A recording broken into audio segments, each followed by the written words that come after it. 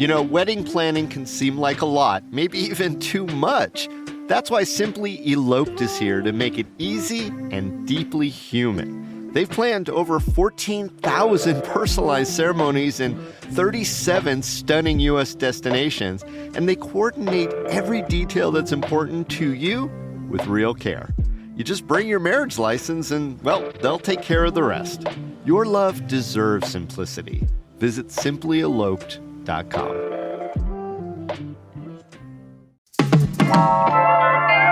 January's a quiet month in Las Vegas. You know, like after the fireworks and New Year's Eve, things really calm down. But today on CityCast Las Vegas, I'm here with Melinda Shekels, editor at The Town magazine, and my co-host David Figler.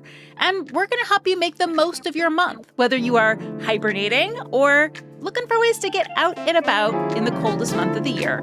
It's Friday, January 2nd. I'm Sarah Lohman, and here's what Las Vegas is talking about.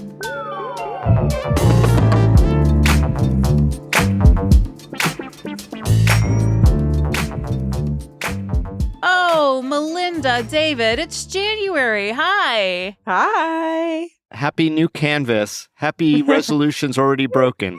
One day in. I feel so new. Feels new. I try to do like a new month's resolution and like set a much smaller goal, and it feels very accomplishable, you know? Maybe I should listen to that. Too late. Next year. That's my resolution.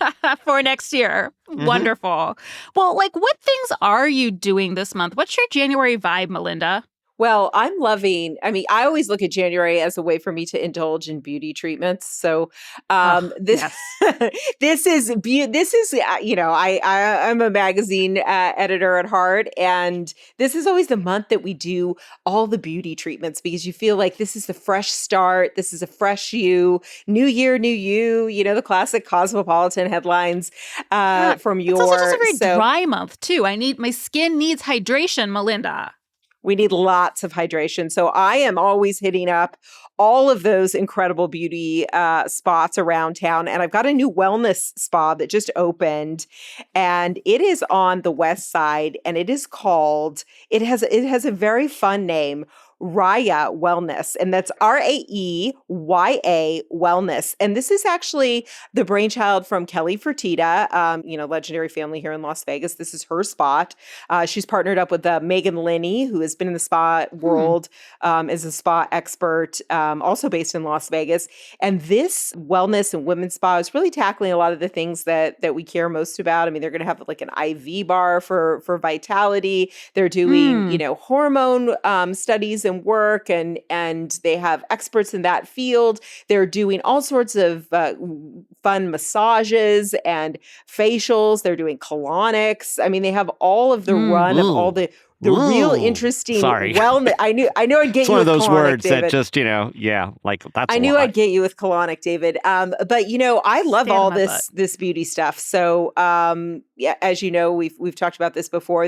I actually went Mouth and tested. Massage. Famously. I did. Okay, so they also do a version of that there. It's the buccal massage. And I had one that was, very similar to what I've done before at Happy Face, which we've talked about, and with lymphatic drainage. Amazing, all sorts of cool and interesting things you can get there. So it's Raya Wellness, and it's out in Boca Park. Love, love, love. I also have one more thing for you that's so cool. Lomex Gallery from New York City. Now, this is a gallerist named Alexander Shulin. He is partnering up with Ralph DeLuca, who's an art advisor based here in Las Vegas, but a celebrity art advisor to the whole world of celebrity and New York City and Hollywood out there. And they are creating a gallery space in Paradise Palms. And it's going to be called the Lomex Gallery Las Vegas. I could not be more excited about this. It's opening on New Year's Eve. Where's in Paradise Palms? Like the area behind the Boulevard Mall? Is it in the Boulevard Mall? Are they finally taking over the Boulevard Mall to make it something cool? No, it's actually in a home in Paradise Palms. Oh. Yeah. It's going to be by appointment only.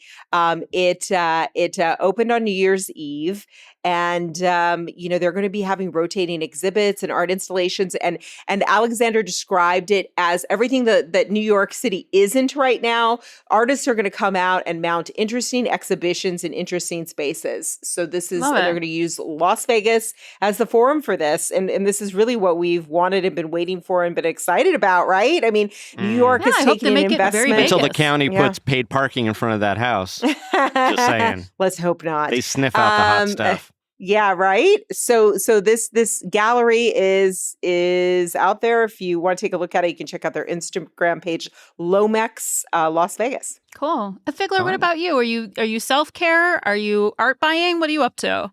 I think it's a self-care time. I mean, the colonic talk reminded me that maybe it's time to schedule that colonoscopy. That said, that's a health warning for all gentlemen over the age of 50. Once a year. Get it checked out. Sure. You know what? I am a person who enjoys like delving into my own past, obviously, but sometimes I don't like to stop at my own and go into my familial background. And I may have mentioned it on the podcast before. If not, I'm saying it now that I come from a long line of bakers and going all the way back to Poland. And it's funny, I was listening to a podcast recently with a cookbook author named Laurel Krachovia or Villa. Krachovia. Anyway, she has a new book out called Dobre Dobre. It's baking from Poland and beyond. It is one of probably many cookbooks that I'm probably going to be gathering up from, my favorite bookstore, The Writer's Block. The Writer's Block. Yeah, and I am going to just dive into a little bit of, Figler family baking. Your grandfather had a bakery in Chicago, right? Yeah, well, they had one in Poland, and then when they immigrated to the United States, back when that was okay to do, they started up a bakery in Chicago that lasted from the 1910s all the way into the 1960s. See, David, Figler Family Bakery. Yeah, and so I'm having a dinner party in January. Invited some friends over, and I promised to make some babka. Which is one of my favorite things to make, actually. I love making babka. And for those who don't know, a babka is? It's basically a bread, but a sweet bread, or I guess you could have a savory babka too. I've seen them with poppy seeds, but it's sort of a braided. You make it in a bread pan. It is with a dry yeast and water and sugar and all the good things that go into a great baked good. A chocolate babka has sort of a chocolatey syrup that goes throughout it. I did find, in my vast collection of Jewish bake cookbooks, which I have been amassing, I found one from your friend, Sarah, your friend Leah Koenig. Yeah, she has a great Jewish cookbook, and she has a recipe in. Yeah, well, the big one that looks actually like a prayer book to me, it's kind of got the same font and the same cover. It makes you feel very much in a holy space. She has a Mexican chocolate babka, which is kind of a tribute to the sizable community of Jews who are in Mexico City. It involves cinnamon, and I've done cinnamon babka before, but this one has a little cayenne pepper in it, so I'm a little worried, but I'm also intrigued. It's going to be good. And it's going to make 3 loaves, and I always follow the recipe. I'm not one of those improvisers. I am a scientist when it comes to baked goods. With bread especially, it's important. Yeah, with bread especially. And so I'm going to be making a Mexican chocolate babka, I believe, in January, 3 loaves. And I will tell you this, since, now the cat is out of the bag that you and I are both leaving the podcast as hosts. It's true. If people say nice things, babka bakery together. If people say nice things about you and me, Sarah, on social media, maybe I'll pick the best one in retrospect, and I will David, give them the third loaf. Bribe people. I am going to bribe niceness. I am bribing niceness. Well, it should be earnest. We'll see through it if you're just playing for the babka, right? Oh my God! You and I will vote on the nicest thing people say about you and or me. As hosts for the last, years here on CityCast Las Vegas. And that person, in all likelihood, will be getting, if they live here in town, will be getting a homemade chocolate babka from me. There you go. That's my January. Okay. First of all, Leah's next cookbook is a dessert book. So get ready. Ooh. I also highly recommend her Roman Jewish cookie book, Portico. Cool lady. Also, there's another book called Mooncakes and Milk Bread, and there is a milk bread Nutella babka in there.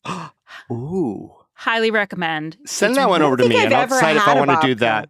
You've never had a babka? You've never had a babka? Melinda, you're coming over to my house in January. I'm really coming hoping over. I'm a recipient of a babka from Figler, a Figler babka. Babka's the Well, best. apparently you have to will. say something nice. Count me in, David. Count me in. No, I Melinda need to doesn't have do to a say babka. something nice. She'll get her loaf. Where can you get a good babka in the city? That deli in My Henderson? house. The end. Figler's house, yeah. Not. I have not found a Wow. babka in Las Vegas that I love. I'm just Well, going to say Russ that. and Daughters ships via Gold well, I mean, Belly. come on. Yeah, I mean, you want to ship in from New York, you're in babka heaven. That's facts. I feel like baking is actually really good self-care, David. I find it very meditative sometimes, and I love like making just what I'm envisioning.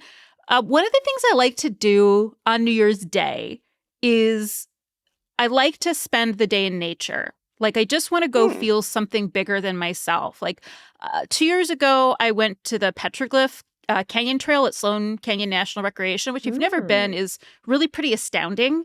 And, you're just like in nature and it's so quiet and you're thinking about like the entire scope of human history, which is what I want to do on New Year's. I don't know if everybody wants to do that.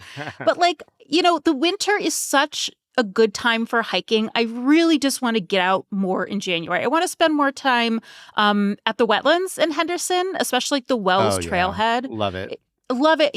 At Wells, which is by the Wells Ice Cream Factory, hence the name, you just get so many gorgeous views of the wash and like all of the big water birds that are migrating through, like the pelicans, the cormorants, the herons.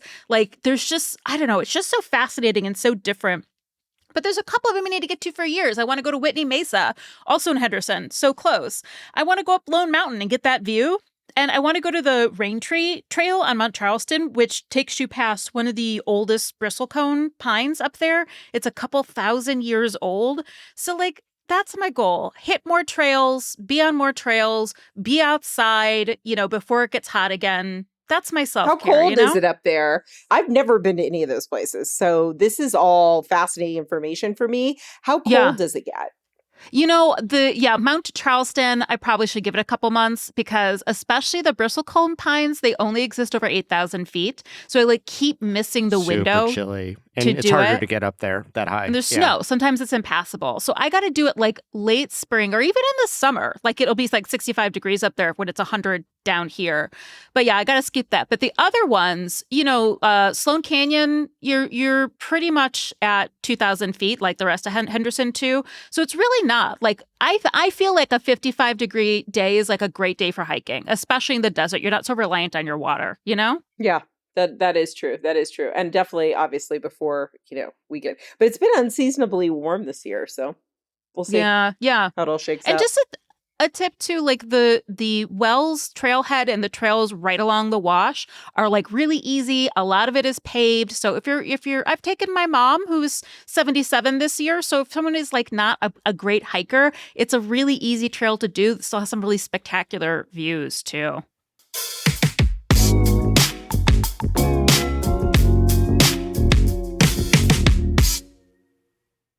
Meet Nevada HealthLink, Nevada's official health insurance marketplace. Your link to new plans, more selection, free assistance, and name brand health insurance all bundled together. Our marketplace is growing and has the state's widest selection of quality health plans. Find savings and quality coverage regardless of your income with new state-approved Battle-Born state plans. Visit NevadaHealthLink.com. In a few minutes, you can find the health plan that's right for you. Nevada HealthLink, our plans are made for your plans. Conoce Nevada HealthLink, el mercado oficial de seguros médicos de Nevada. Tu lugar para encontrar opciones, ayuda en español y seguros de salud a tu alcance. Estamos creciendo y tenemos la mayor variedad de planes en el estado. Encuentra planes a tu alcance sin importar tus ingresos con los nuevos Battle-Born State Plans aprobados por el estado. Visita NevadaHealthLink.com y en solo minutos encontrarás el seguro de salud que necesitas y mereces. Nevada HealthLink, our plans are made for your plans. Well, January, you got to eat, but it also definitely feels like a cleansing month after the excesses of the holidays for sure. So, like, what's on your plates? What are you thinking of eating? Melinda, why don't you start us off?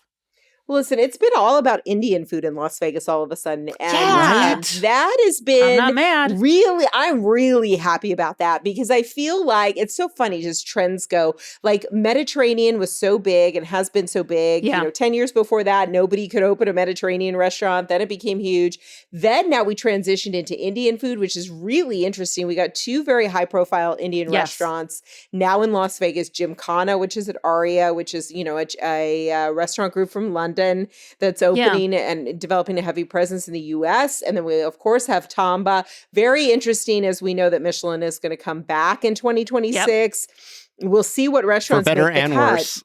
Let's be For real. better and worse, yes. But Yeah. I also think that it's really great that we are embracing cuisines such as Indian in a high profile way because, we've always known that we've had great Thai food. India, Yes. we have great Japanese food, wonderful omakases, but it's really nice to have that dose of Indian now and spice. Oh, yeah. I love spicy food, so I'll definitely be eating more Indian and then exploring some obviously local Indian restaurants as well. So that one's at the top of my list, but I'm also working on a best bars in Vegas list for one of my Many. outlets. Many and I'm writing really projects. excited to write this story because I do a best restaurants always, but best bars, I think we've really come up in the bar scene. There have been so many great openings. We have, bars like White Whale, which is now in the former downtown cocktail room space. We have, Nocturno, which really made a big presence last year when it opened. Fantastic. We have Love it. some great spots like Doberman. Most of these are downtown. We have a new one called Viking Mike's, which just opened a few weeks ago on Main Street. I got to go to the Right? opening. I was there. Oh, amazing. Oh, I missed It was- you. it's a beautiful- I didn't go, but It's a beautiful space. It really is. It's a space that was built with a lot of love and care. And I think people are going to really enjoy the theme throughout, but also the otherworldliness of it, which is nice. I mean, Vegas getting back to its themed roots is awesome. So yeah, Viking Mike's was great. it's shaped like a yurt, right? It's a Half yurt of it. inside. Yeah. Yeah. There's a yurt. Very You cool. could choose to sit in the regular bar or sit in the yurt. And it's all fantastic. And there's great snacks. I love that spot. Speaking of Indian food, too, one of our team favorites, Toddy Shop, is starting a regular pop-up at the Durango Social Club every Thursday and Nice. Friday. They are they just have some amazing, fried chicken. It's about time with Indian food in a national way. It's a population that's been here a long time. It's a cuisine that's been here a long time. It's nice to finally see it happening and coming over to mainstream. Right. All right. Well, David, what are you eating? I've given them a year to settle in, so I am ready for my first visit to The Bend, B-E-N-D. The Bend. Yeah, it keeps coming up in conversation as of late. It gets described to me as sort of a mini arts district. It's up there in the southwest, kind of near Uncommons and the Durango, which I'll call IKEAville because that was there first. But yeah, it's But right remember at the... how hard we fought for that IKEA, David. We fought We hard for that did. We IKEA. were begging for it forever. So yeah, it's right off of Durango. It was developed by Jay Dapper's group, which has been responsible for some of the cool stuff in the downtown area as well. There's a lot of familiar faces, some from downtown Vegas. I understand some folks who were involved with Carson Kitchen have a new restaurant that just opened up called Butcher and Thief. And I'm very intrigued by it. I took a look at the menu. It looks like basically a steakhouse for the rest of us. Very affordable by Strip and even now Arts District standards with, steaks that are, and I say this not necessarily tongue in cheek, but just the way things have gone, as low as $36, which really is an outlier these days. David, because quick I'm question. looking at, Is Butcher and Thief, is it an Yes. and or is it an ampersand? ampersand. I'm skeptical already. I'm always Yeah. sus of a restaurant with an ampersand. I could be I don't know. convinced Sparrow otherwise. and Wolf didn't get you. Echo and Rig didn't get you. Come on. So I just don't trust a restaurant with an ampersand. I don't know if it's for me. Oh, that's so you know? funny. Yeah. We'll see. Well, they've got all the meaty offerings that you would expect in a steakhouse. And, again, I'm looking forward to this kind of new development to see how they do, see how the concept of the Arts District sort of plays in other parts of the community. So, yeah, excited to go check it all out. Cool. So I think like this next year is the year of me doing the things that I'm always going to say I'm going to do. That's it. I'm going to do the things I keep saying I'm going to do. And one of them is like, I bought my house where I bought my house because I love that Townside Henderson is a walkable neighborhood. It's a dream. Yeah. Like I can walk to Water Street and like, why don't I? I'm not doing it enough. So I really want to make a point to like enjoy all of the restaurants down there. And I think just like more amazing places are going to continue to open up. Like there's a Baja Mar around the corner on Pacific Street for me. There's, of course, Juan's Flaming Fajitas and a Mojave Brewing on Water Street. There's Chef Fleming's Bake Shop.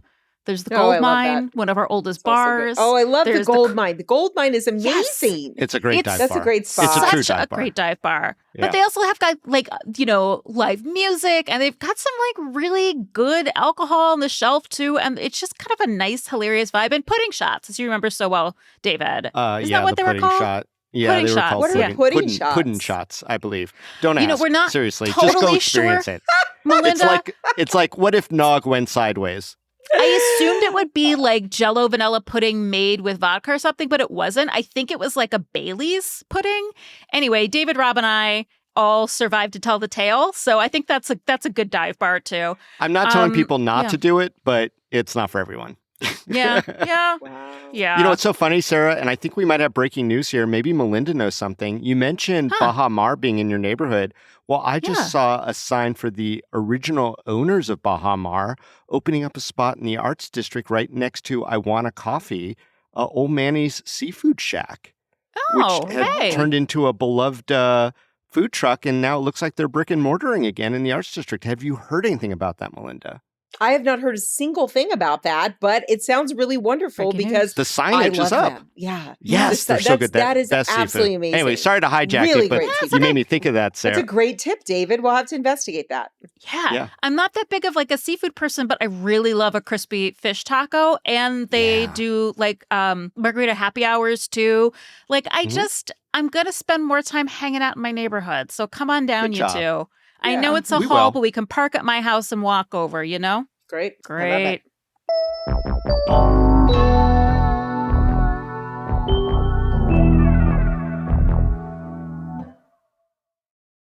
Okay, so final round here, kind of, is our kicker. This is like the one event coming up in January that we are not gonna miss. You know what?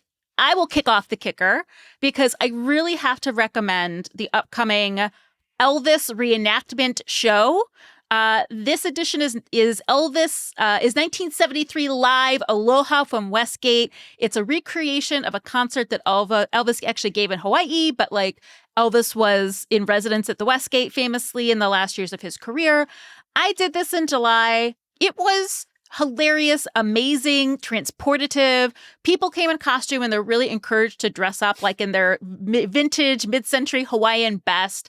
There's all kinds of there's many, many more pop-up events like happening around that. Like there's going to be a karaoke with Elvis. There's like tiki bar specials. They're really going all in. And the best part is the tickets for the live show with one of he's not even called an Elvis impersonator. He's like one of the world's Invoker. renowned Elvis performers or something like that. Anyway, they have 1973 ticket prices. So the tickets are between $19 and $25. And I checked that's and there's still amazing. seats available. It's good. so much fun. You can really get into it. It's all ages. The people in their outfits are amazing. That's going to be January 14th, and you're going to find tickets on Westgate. Don't miss it. David, you're an Elvis impersonator hater, and you're thinking of going. No. I'm an Elvis as a symbol of Las Vegas hater. I am an Elvis impersonator as a symbol of Las Vegas curious. So I did look up the set list from that Aloha concert, and I assume that the individual doing Elvis will be, in fact, recreating that. So if I do go, which I might go with you, Sarah, doing a version of Something by the Beatles. Cannot wait. Yeah, they actually In Elvis since they style. did the set list. He did some Beatles covers in I can't remember what year the first one I saw was, but there were some Beatle covers. There's some really unexpected things in there. Maybe even like a Patsy Cline cover as well. God bless. Yeah. But like it'll the be fun. guy is, he all- nails it. you know. It's so fun. All things Elvis work in Vegas somehow. I'm still trying to figure it out, but it works. The first show was was wildly successful, apparently. No wonder they're doing the second one, because I missed it. I was traveling, but very curious about this one. I saw it kind of pop up and I was like, okay, they're onto something. People love it. What about you, Melinda? What are you up to? What's your cannot miss event? We're going from Elvis to Showgirls, another part Love of Vegas it. lore that we Love can't it. deny. Yes. Actually, as I was prepping my notes for the show, this came into my inbox just like it came down from the god of Troy Hurd. He bestowed this upon me, that Showgirls, unauthorized musical parody, is happening at the Majestic, which I love that theater and I love the work that they do there. And so obviously Showgirls, the seminal Las Vegas film from the 1990s. I actually went to Showgirls opening night. It was very controversial because I was not yet 17 and it was an NC-17 rated movie, but we went. And, I went last year or 2 years ago, maybe now, when they did the anniversary screening over at the Beverly.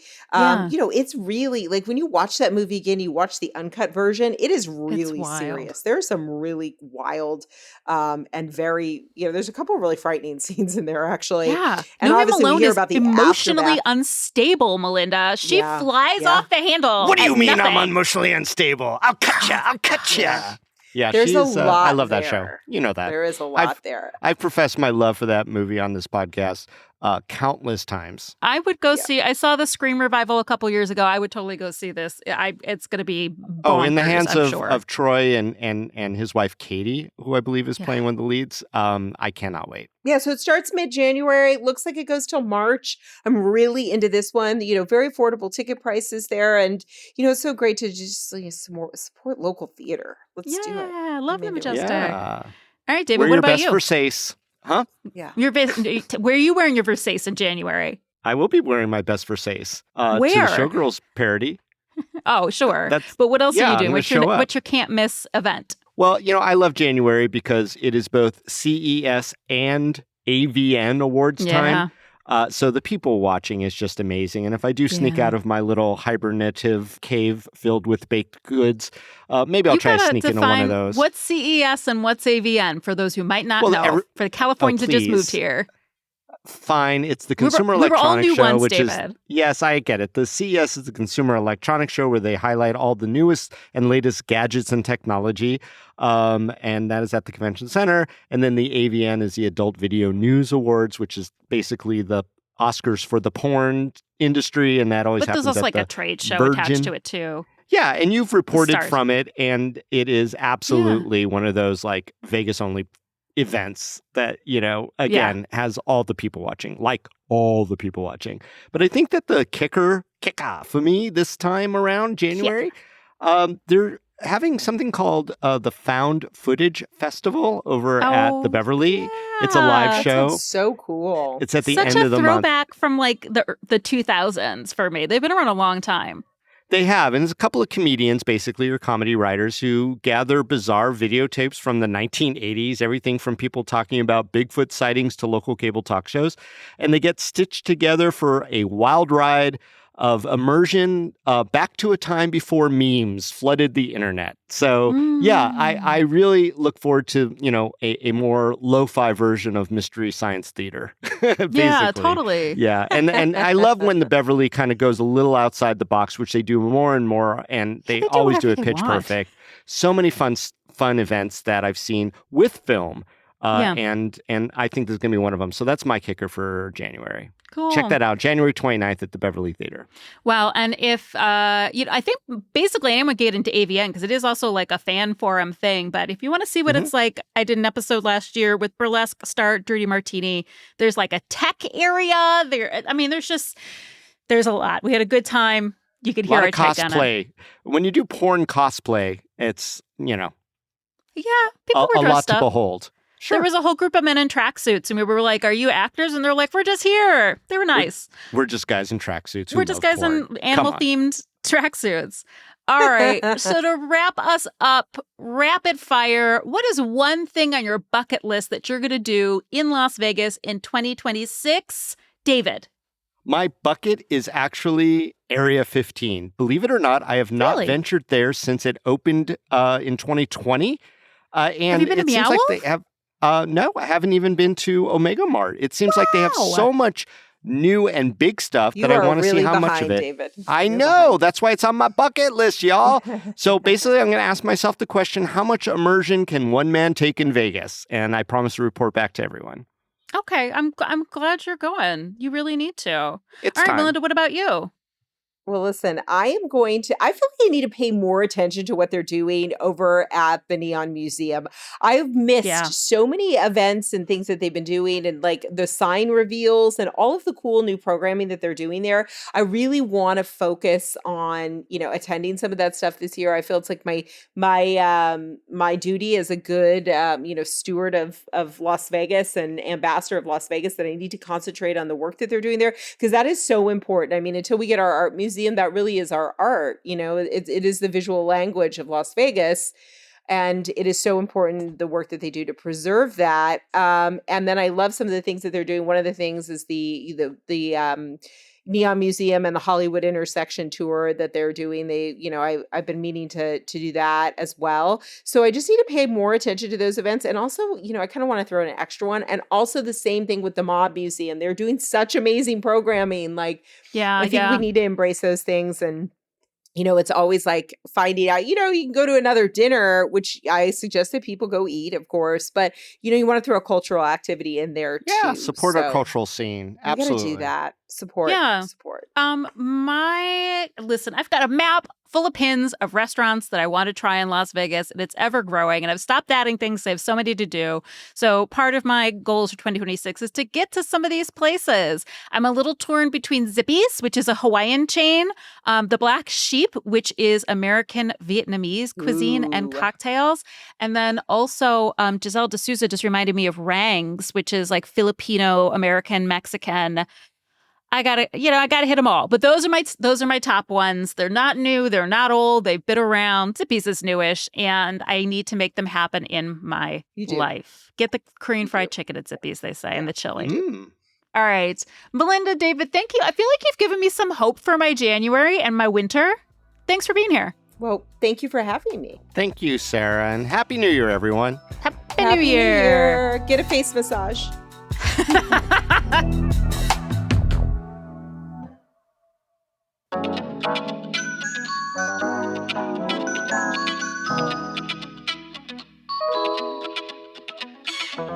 That's all for today here on CityCast Las Vegas. Hey, if you enjoyed this show, share it with a friend and make some plans for your January.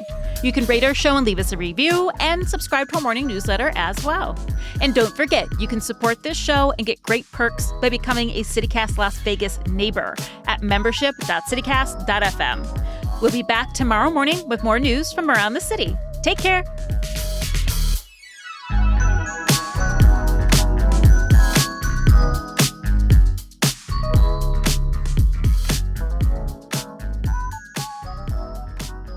It's Friday, January 2nd. I'm Sarah Lohman. I really got jazzy on that.